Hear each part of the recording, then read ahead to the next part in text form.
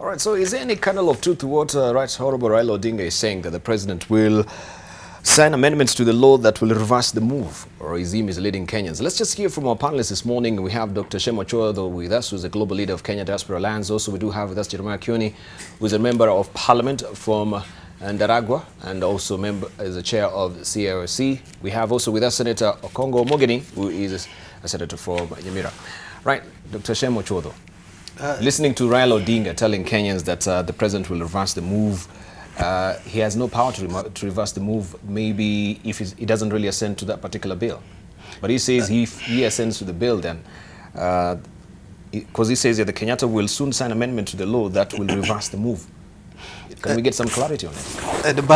I'm not a spokesperson for... but for your reading as well, this is what I'm asking for.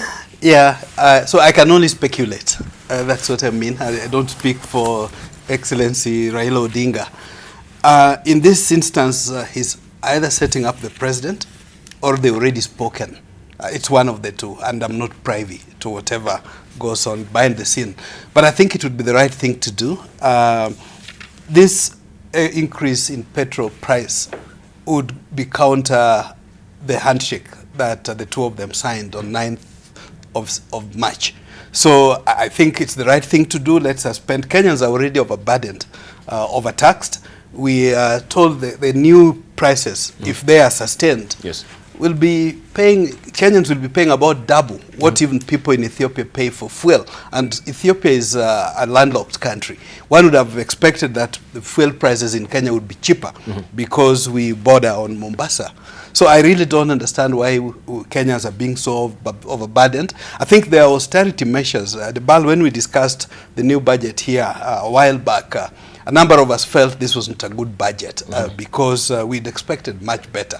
But for the National Treasury and ERC and KRA for that matter to proceed to implement the new increases, even when Parliament have voted against them, I thought somebody would have said, well, can we wait for the president to assent to this bill to come into act? All right, let's hear from Jeremiah Kioni.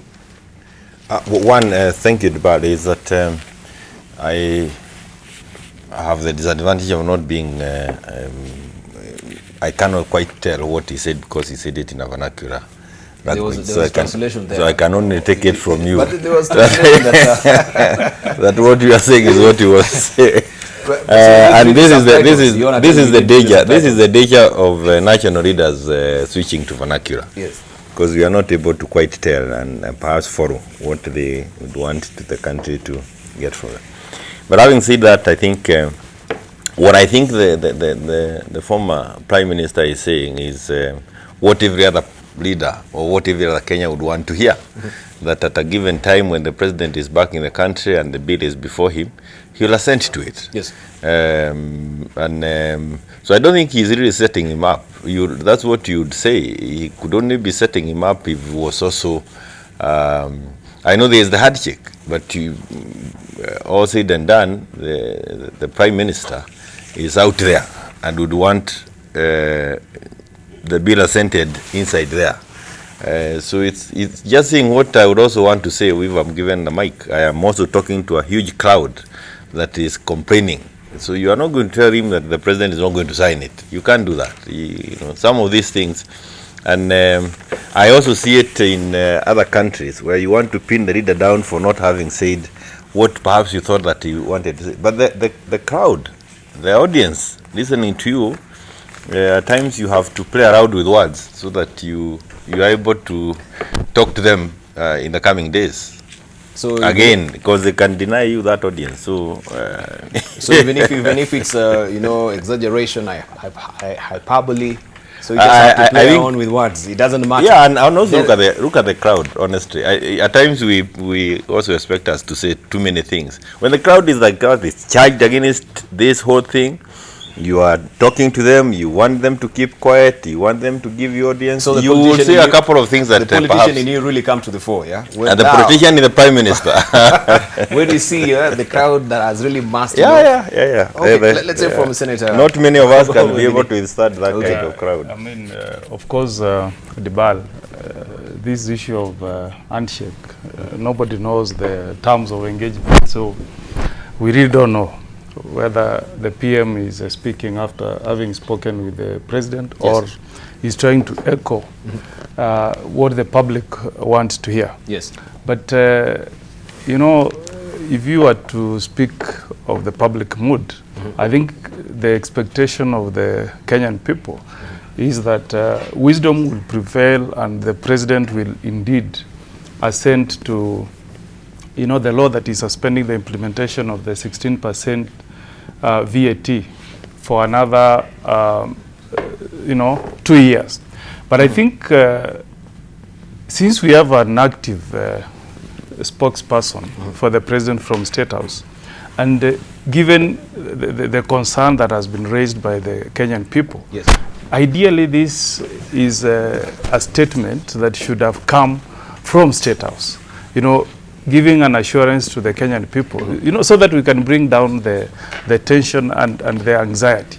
But having said that, it's of some interest, you know, when you go to page 3 of the Star, Page 3 of the Star. there is a cartoon there which talks of anatomy of an irresponsible government.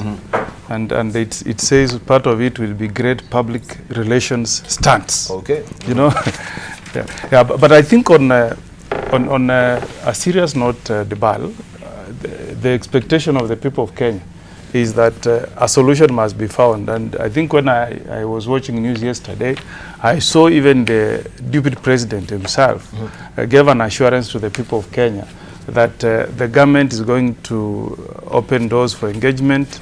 And I think the only solution we are looking forward to as leaders is that we will cushion Kenyans against, you know, the hidden inflation in the cost of various items that will accompany this increase of price in petrol. I mean, you saw kerosene, I think, has shot up from 67 to 97. And I was watching a news caption of a poor lady in one of the households in Kenya saying that you buy fuel and before you even finish cooking, it's finished. So we must really be sensitive to the kind of pain that we are going to inflict on Kenyans and really suspend the implementation of this tax. Right. Of course, we shall be discussing this intensively. And the editorial cartoon that Senator Okong'o Mogeni is alluding to is what has been drawn there by Victor today. Anatomy of an irresponsible government. And you can see that we have, of course, looking on TV, we have his torso, but of course we can see his under things as well, and band-aids there. Great public relations stance, unsustainable borrowing, and we can see the clamp there. Oppressive tax regime. This is what Kenyans are really suffering from right now, oppressive tax regime.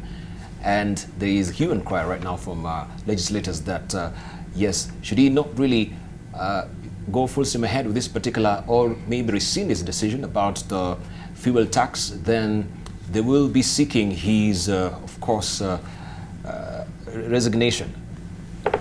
I think I've seen the MP for Bomet Central. You know, that's coming from very unlikely quarters. Yeah, but they say they will impeach the CS. Yes, I think that's what I've seen. It's there in the nation, and I think it's. I saw it somewhere this morning, and I think even Honorable Keter is running a campaign to all the Kamkunji of members of Parliament. Yeah. To discuss the way forward. So this is a serious matter, and I think even CS Rotich, yeah, it's on the start, page 6. Yes. Page 6 there is a story by the MP for Bomet Central saying, we will impeach you. Yes, yes. Yeah. Yes, it is there. So Ronald Tunui there. Yes, if you may just pick it up for the MP raised storm over fuel tax, threatened anti-Rotich protest. We had also read that during our paper review, but where is the legality of this? Because why would they seek to impeach him? Is there any gross misconduct? I bet then, if anyone seeks to impeach a cabinet secretary, or for that matter, a public officer, there has to be the issue of gross misconduct. So this is neither here nor there. Senator Pogiso. Thank you very much, Ivan. No, I don't think it is just a knee-jerk reaction. I think it is the reaction because of what happened last week when the members passed that amendment to try and slow down this or stop this. And then the same day or the day after, Rotich went ahead and effected his order. So the feeling is that of not just gross misconduct, but basically a defiance on the part of Rotich. Now, of course, we know Rotich is doing his job according to his terms, but we also think that they should listen to what members of parliament are doing. And so the idea there is that members of parliament have said we are going in this direction, we want to slow down or stop this thing or suspend this, and Rotich goes ahead and effects it. That's what the feeling is. That's where the anger is coming from. But secondly, the poor just don't have a political party of their own. They belong in all political parties. And so if you see a reaction where members of the ruling party are the ones actually running this campaign to impeach Rotich or even to try and impeach him, it's because the Kenyans, common Kenyans, are suffering. And not only common Kenyans, even those of us who drive in this city, you know how we are suffering as well. So it's affecting everybody, and it doesn't matter now which party you belong to. It doesn't matter now whether you are in government or not. The feeling is that you're hurting our people. And so this is a common rallying call now that everybody's hurting. And the desire, therefore, is to try and stop this thing. So where do you hit? You hit at the government of the day, and also particularly the minister in charge, yes. Right, and also looking at what we have on the front page of the Daily Nation, this being the headline this morning, Uhuru to stop fuel cost rise. This is what Raila, and this is what we're discussing. You're saying that the president, old Raila, the Right Honorable Raila Odinga, is setting up the president as well. So if we have such headlines, and we have that statement tripping off his tongue, of course, in Kisumu, where he was speaking this, we wonder, is he putting the president in a very awkward situation? And what choices do we have? If the president does not really assent to the bill, of course, the 14-day window period will take effect, and that will just, of course, come automatically. If he does assent to it, then what? Governor Mudomi Njuki, good morning. Good Thank you, Ribal. Let me echo the words of the member for Daragwa, Jeremy Akioni, this morning. The circumstances under which those words were uttered. You know, sometimes you are cornered, you are forced to make populist remarks to please the crowd under the circumstances, because unless Honorable Raila Odinga really had a conversation with Uhuru Kenyatta, this is a situation that you cannot say with a certainty exactly what is going to happen. Unlike the politicians of today, you have to remember that the president at the moment is doing his final term. Therefore, his interest is leaving a legacy, a good legacy for this country, and depends on what he sees as his priority. Probably short-term suffering and gains later in the future. If he thinks the collecting more revenue will make the country more stable and make the people who are suffering at the moment maybe have better times ahead, he will take that decision. Because at the moment he may not be really compelled by circumstances or political environment for him to make a political decision, yes, because he's doing his final term really, unless he's interested in politics again. Unlike those politicians who sometimes make populist politics by gauging the mood of the crowd, as he put it. Allow me to say that as on the issue of having to impeach Rotich and anyone else that we think is involved, I think there's more than that meets the eye. It is not a one-man decision. This is a vicious cycle that started in 2013.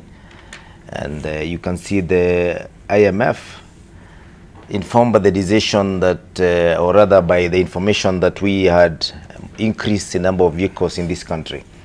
They sort of thought now they were going to target an area that has a lot of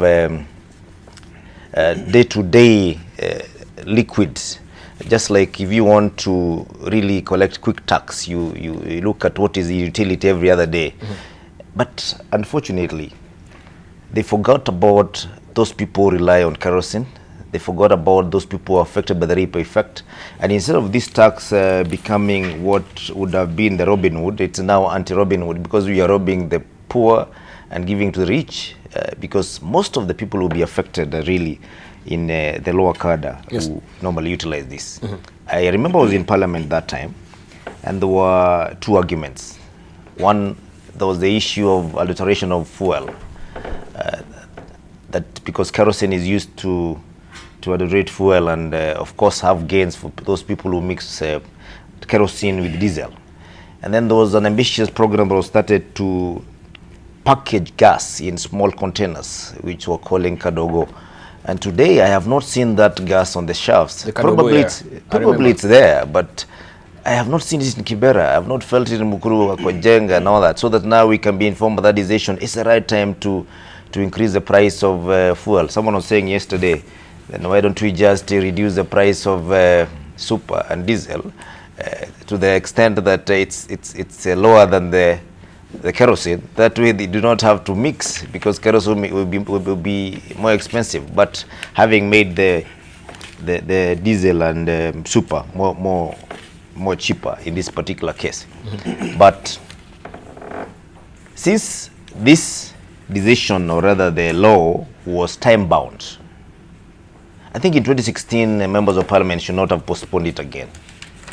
That was the right opportunity for them to squash it all together and say, according to the targeted market, we're going to have suffering in this country. But postponing the problem did not really solve any problem, because today some of those people made a decision, like Mudhomi Njuki, I wrote in parliament, Jeremiah Kioni has to deal with my problem, but how has he dealt with it? Probably he has also postponed, if not squashed. All right. And that postponing again it will come a time, even if the president today says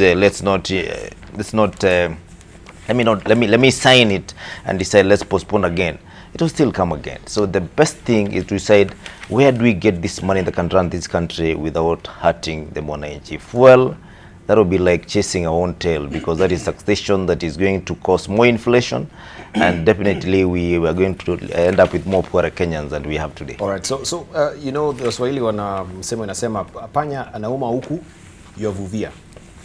He bites, yani he vuvias. So is that what is happening with the Big Four agenda, right? Because yes, we have a beautiful Big Four agenda, but still Kenyans have to dig deeper to pay for this Big Four agenda. If we may look at what also Iger has really drawn for us also in today's editorial cartoon in the Daily Nation. There you go. You may just take a full scope of it so that we can see it fully how it is. We have IMF there. If you can may have it there on full screen, and the Big Four agenda. You can see Wanjiku being pinned there on the petroleum. Yeah, this is all about petroleum. If we may just have fully on the screen, and of course, we wonder, where is IMF and governments? Are we also following the dictates of IMF? Because we've had IMF also putting this country through the ringer before with the structural adjustment program that we had before, and Kenyans have really suffered. And it seems, yes, that has tapered off with time, but still now we're going back to the same vicious cycle where IMF is having a clammy finger over Kenya and following the dictates of the IMF. So we had a break when we had the Kibaki regime when it comes to the Bretton Woods institutions. But we had our own financing from the country, taxation regime. I think there was a robust way of, collecting taxes. And I remember even banks used to call people to come and take loans because there was enough money circulating in the country as well. True. Where did we drop the ball? Dr. Shemucho. Debal, I'm not an economist, but I'm a pragmat. Certainly the economics I'm seeing, and I appreciate, IMF, World Bank have the best economists one may find. But their priority is not Kenya first. So to that extent, I would give it more to our own Kenyan economists. And what I'm seeing is not right. Look, Excellency, the President goes to the US, for example. He has time to meet investors. We do know that investors bring only about 10% of what our own people, the diaspora, bring. But he has no time to meet those Kenyans. So we need to fix our economics. Look a little more internally than we look outside. So even as much as I appreciate we can't do without IMF, but what I'm seeing is not right. Why do I say this? So even the economics aside, with the Big Four, with the handshake, Kenyans once more are beginning to be very optimistic. And you need that momentum to drive the economy through. What is likely to happen with this 16% is to totally reverse that. This is why I'm saying, even though I'm not an economist, it's certainly economics upside down, and the sooner I think the president hopefully makes the decision to assent to the bill that was passed by Parliament to suspend this implementation, because the rippling effect is going to be huge, it's going to be devastating, and it's going to demoralize the Kenyans who are already upbeat that with this handshake and so on with the big four, can we drive this country back to where it was, say, like in 2003, when Kenyans were voted the most optimistic people in the world. Because even if that's not economics, but you need that for the economy to take the tangent and the trajectory that's going to make Kenya great. All right, so should we be pandering to the whims of IMF? Because, yeah, we are seeking loans and financing of this big four agenda projects that we do have. And then Mwananchi is the same person who's really suffering, Jeremiah Kioni. I think almost 50% of the period President Moi was in power, that must be something like 12 years, he reasoned and acted and actually did as directed and as told by IMF and World Bank. And during those years, it was all suffering down the road. We didn't quite see the country improve in any way. That doesn't mean that we cannot listen to IMF, but for some of us, if anything is told to us by IMF to do, I would be very hesitant to do as they say. I would be keen to listen to our own economists back home, yes, and perhaps temper what it is that we are told by IMF to do with what our own people think we should be doing. And I think the governor, Tharaka Nithi, has cleared some of these issues. This provision in the finance law that is now hurting us was passed by 11th Parliament on the instructions of IMF. Yes. And again, in the wisdom of the 11th Parliament, it was postponed for a period of 2 years. And what happened is that it was going to start, and it has started, come September this year. But I think what Kenyans need to know is that the amendment that we carried through during the finance bill last week has still not left Parliament. It will take a while before it leaves Parliament, maybe another week or 2 weeks. So we would expect the President to assent to it after a period of 2 weeks, or again it takes effect if there are no assent to it. But I would expect that the President would do something, either assent to it or give directions as to what he thinks we should help us move the country forward. What I want to bring out is that I don't think Rotich would have again acted outside the law if, without any provision in the statute, he did not effect the 16% VAT. So I don't see where it is that we want to impeach him. I mean, I'm saying this because as politicians, again, when you go before a crowd, you start saying some outrageous things. When you say you are going to impeach Rotich, you are impeaching for what? For having effected the law you passed in Parliament? You know? This is where the legislators, you really mislead us. Well, and yeah. I think by now we should have gotten used. I've gotten used to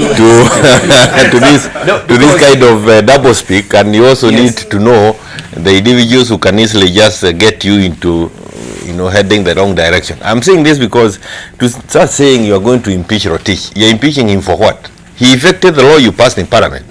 So you should wait until if the President, if he's effecting something that was not passed by Parliament. And you see, the executive does not listen to debates.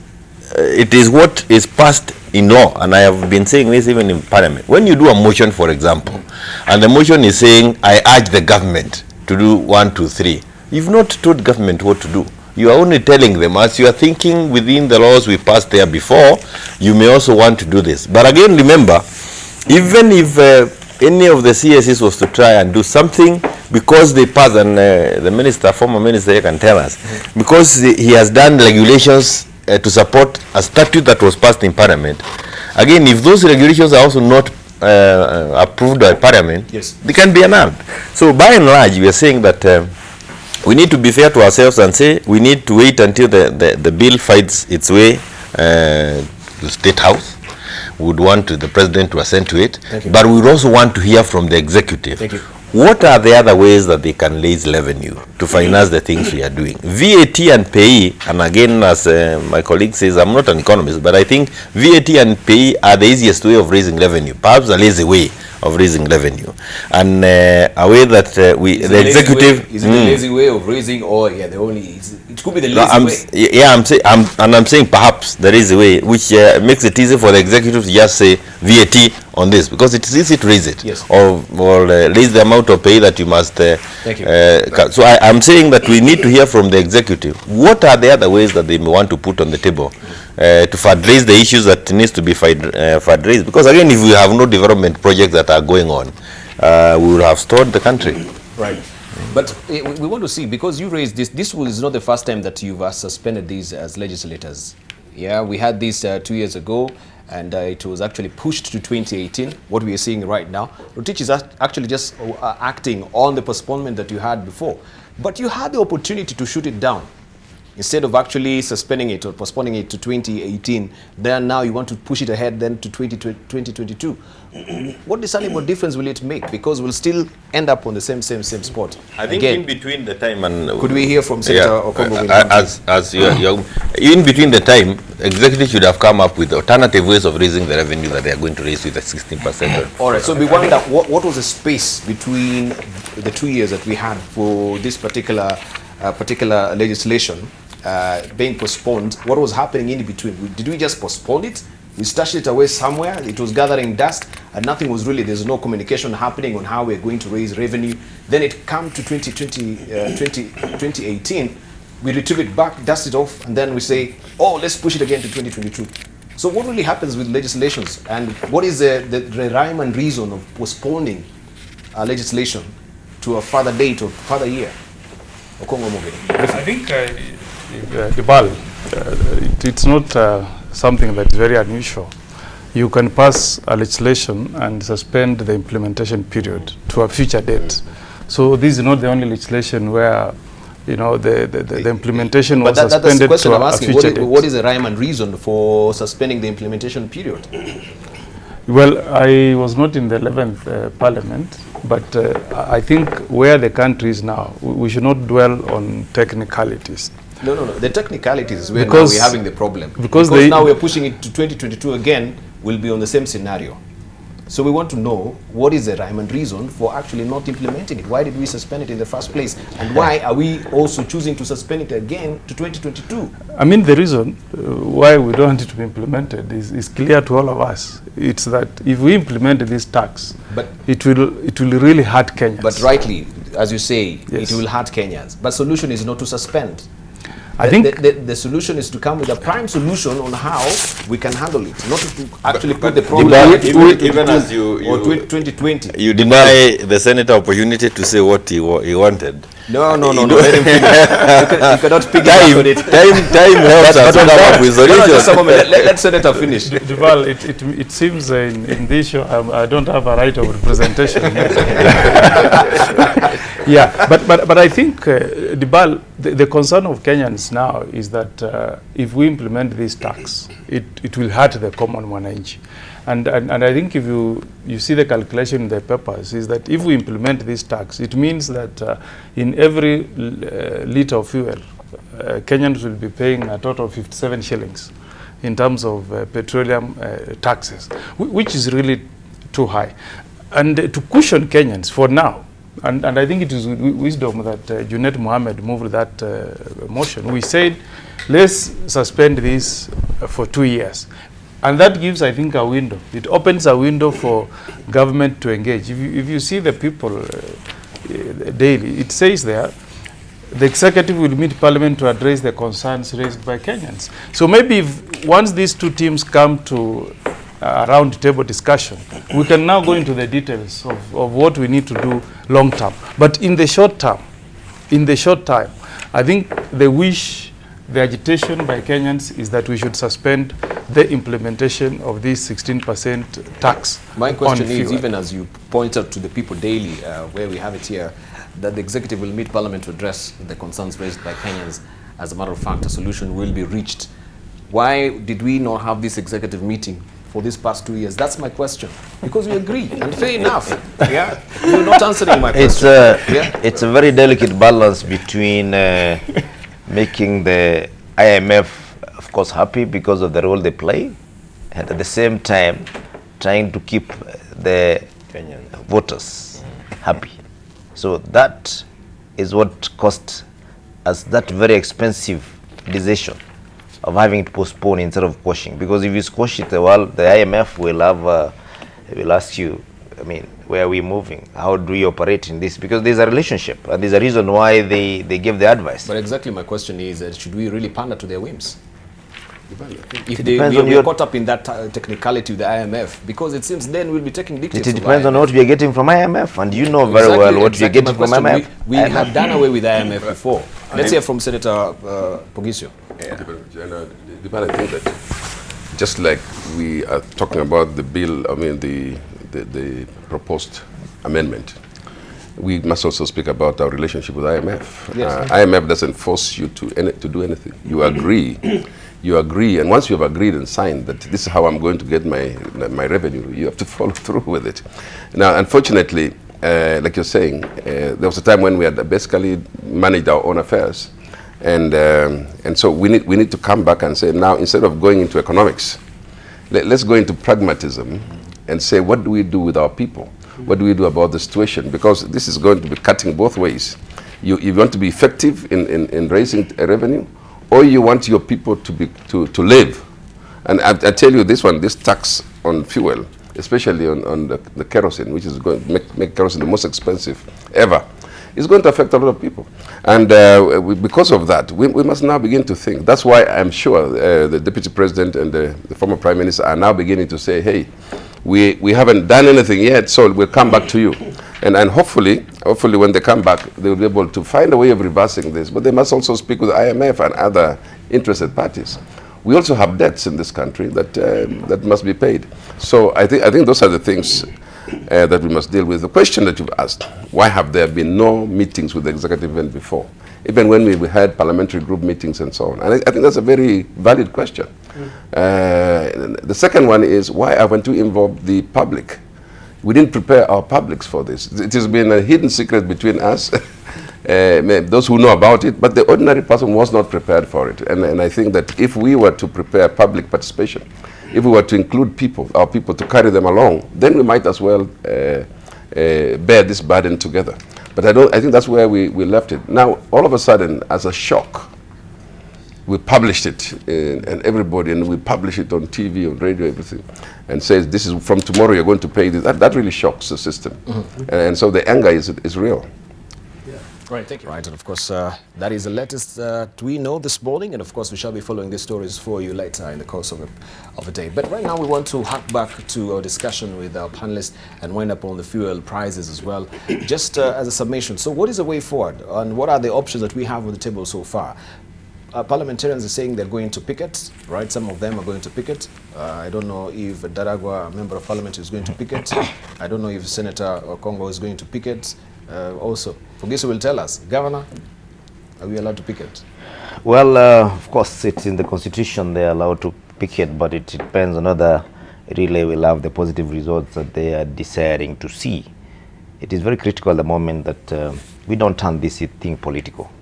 Thank you. Because we would really wish that the president makes a decision that is devoid of any pressure from politics. That he should make a decision that is in the best interest of the common mwananchi. That is really critical. Thank you. But it's important to know that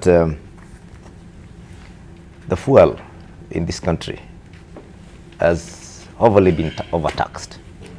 Because we cannot be having a commodity whose over half or almost half of the price is contributed by the taxes in different forms. We have the excise duty, we have road maintenance levy, we have petroleum development levy, we have the petroleum regulatory levy, we have railway development levy, all different names, rather different form of taxes, just to ensure that we get a piece of what is a very fluid business that happens in the country. However, thank you. All that tax goes to the same pocket, So it is time as a government we looked at the different sources of revenue rather than overtax a commodity that will affect every mwananchi, because probably looking at kerosene, that's a very small percentage. Can you think of that farmer who uses fuel in making sure that they have economics of scale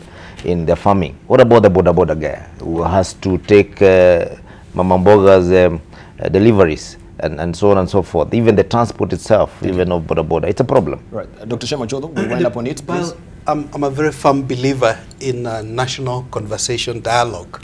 And Mheshimiwa Pogesio did raise the issue that if we had public participation and prepared the wananchi for the ultimate, if the ultimate was the only solution, it would have been a bit different than it is now. And I'm glad in this regard, religious leaders are meeting next week. As Dialogue Contact Group, we have identified 5 areas. One of them is economic reforms and anti-graft. And in this regard, let me propose some very simple solutions. For me, and government must be lauded for the fight against graft. We are told graft takes away 30% of our national budget. If we just clamp on that, we're already saving much more than any IMF or any of the other partners can ever give us. So this is why we must concern ourselves. It's reported that when we first proposed the SGR from Mombasa to Kisumu, that it was meant to cost only 80 billion shillings. Again, I'm not an engineer or economist in this regard, so I really don't know. One must question, how come then just Mombasa to Nairobi costs 360 billion or thereabouts? I mean, if it was to be 80 billion to move up to Kisumu. You know, these are the issues that we must ask ourselves. So for me, the solutions is let government deepen that fight against graft, because we're going to save much more. Thank you. Secondly, along with that, let's also have austerity measures. I think there's a lot of expenditure, both at national and county governments, which we don't need. The moment we can spend efficiently, then we'll not need much. Lastly, I must just mention, I think we have been borrowing very recklessly.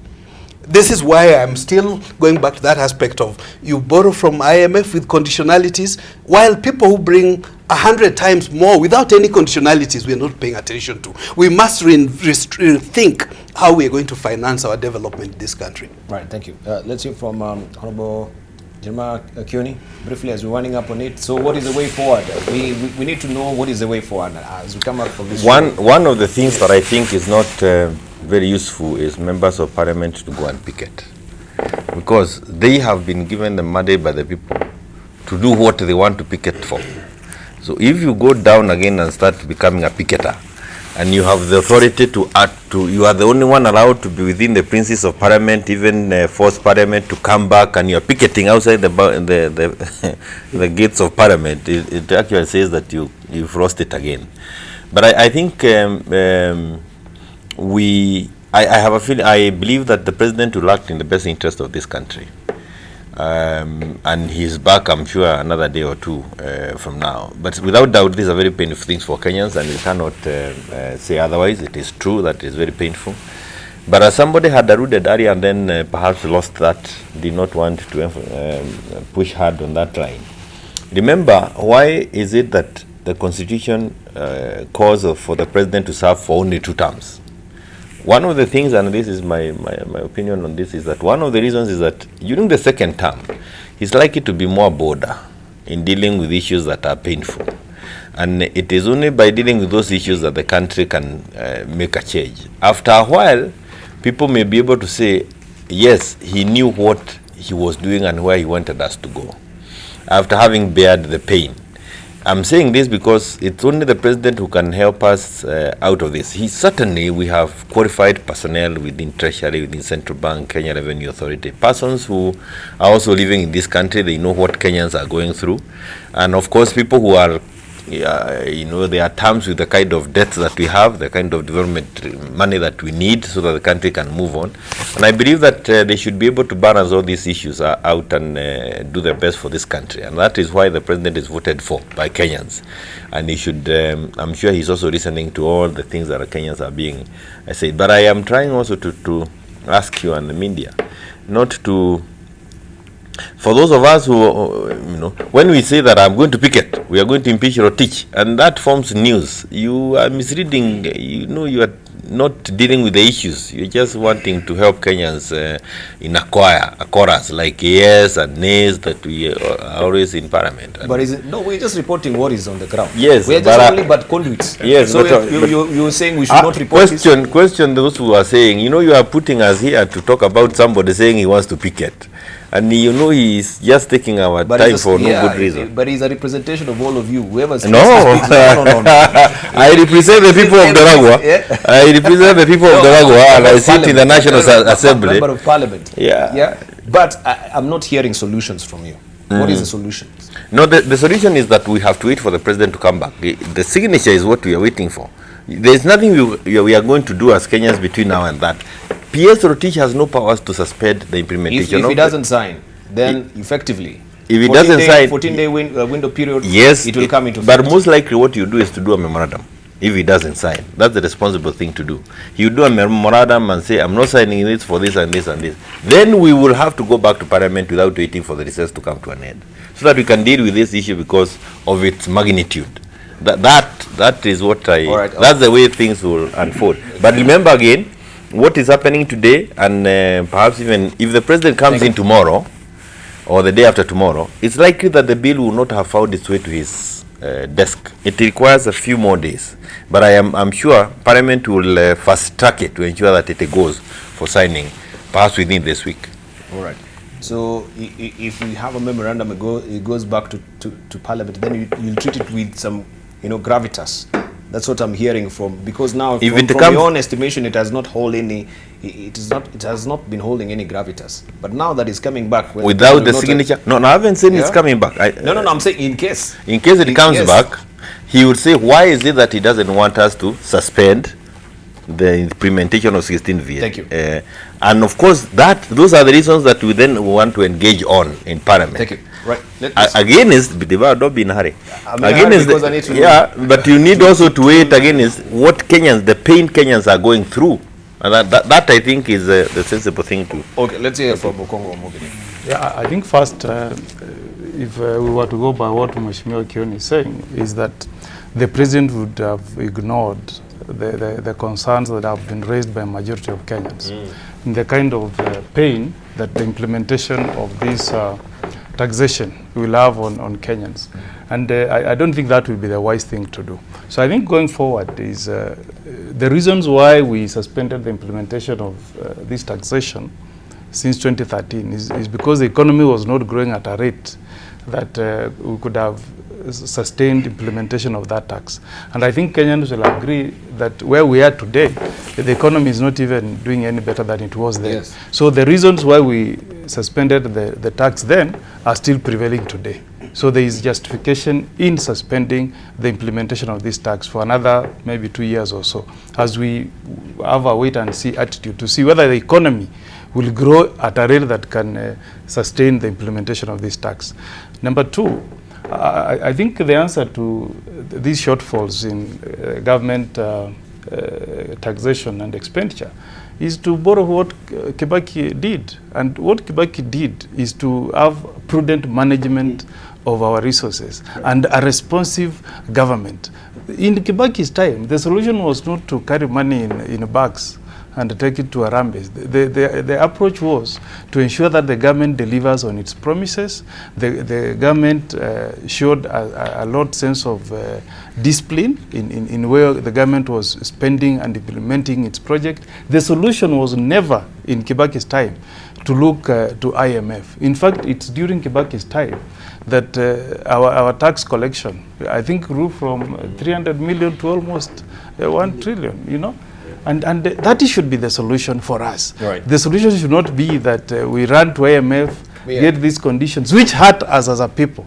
That should not be the solution. Right, it shouldn't be the solution, but the question we should ask ourselves, where did we drop the ball between Kibaki and the current regime?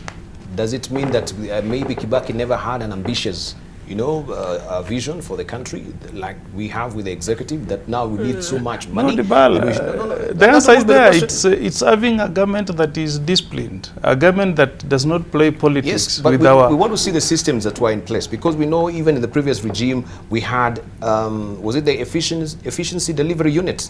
right? That was, and we had also performance contracts, Yes. from even the ministers. They needed to send performance contracts. If you don't really perform, then there's no reason for you to be in office. And I think even we take what is happening in the private sector with the corporate governance code. We can see nowadays millions and millions of the CEOs being displayed on the dailies. This is what so and so is really earning, and this is how the company is performing. Right? So is there any justification why we should be paying this CEO this good tidy sum of money while the company itself is suffering? Why should they be paid bonuses, huge amount of bonuses, while the company is suffering? These are critical questions we need to ask the cabinet secretaries, and then they need to send these performance contracts as well. If we are to realize, and where did this efficiency delivery unit, these systems in place that we had, where did they go? Pogisio. First of all, I think discipline is the thing that we must go back to. Both fiscal discipline and also, you know, the management of this country must be in a disciplined manner. Where we drop the ball is obviously, you know, where we drop the ball. If the ball was passed from Kibaki to Uhuru Kenyatta, the ball must have dropped somewhere. The idea is, that in this term where now Honorable Uhuru Kenyatta is looking to be bolder in dealing with these things. This is the time to reverse all those things. He must now act. And Dibal, I think the problem with us in this country is that your first term, as a colleague has said, is your populist term.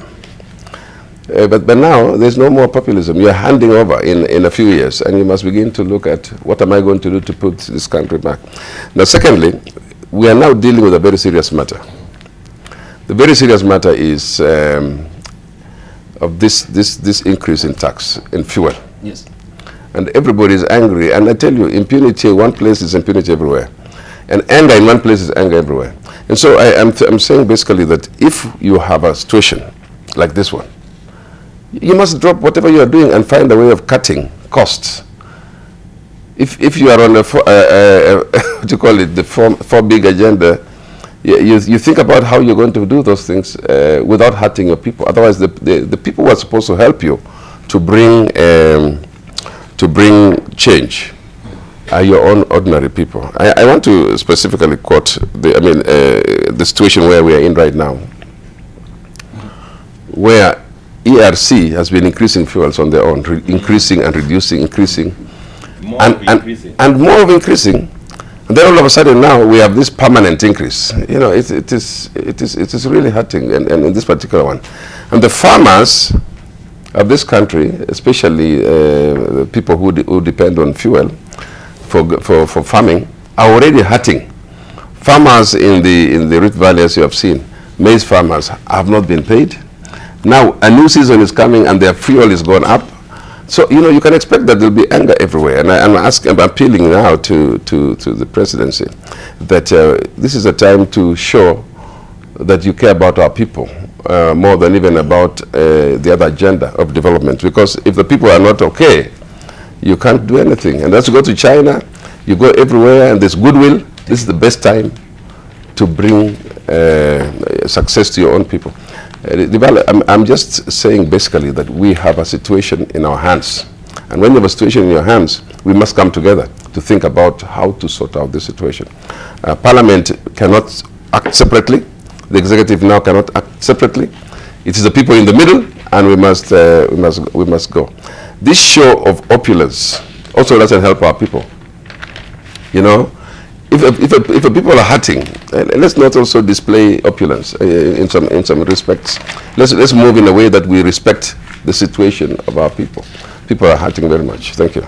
People are hurting. Let's hear how they are hurting. We have reactions on Twitter, and we have Black Album is saying politicians should not turn this fuel tax thing into a 2022 contest.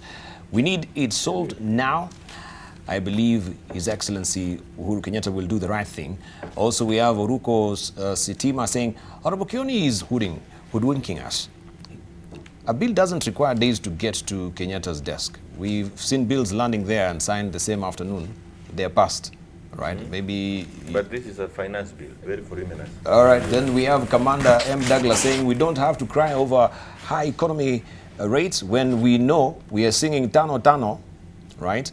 Kumira, kumira. I don't know what that means. Yeah, I hope it's not really an expletive. Also, we have Obunga Opamo saying it's starting in that a Kenyan is working so hard while someone signs deals with IMF now. The same Kenyan is subjected to 16% VAT. Corruption is at the highest level. Amid all this, being a Kenya is the hardest thing ever. This is what Obunga Opamo is saying. Also, we have Said Haji. He's saying if only we achieve above 19% tax collection, stop the tax evasion cartels and reform KRA, we will pay all the debt in a few years.